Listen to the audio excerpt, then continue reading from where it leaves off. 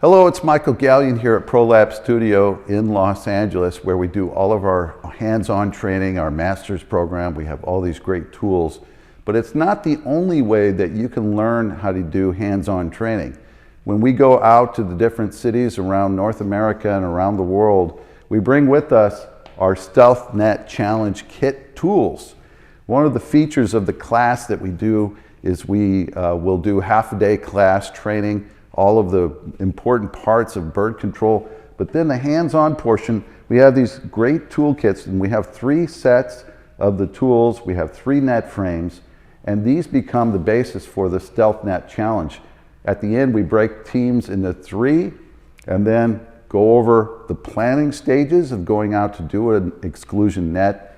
We talk about tools and supplies before we go, and then once we get into the assembly of the StealthNet itself, it's the fastest time will win, but the fastest time with the least amount of violations.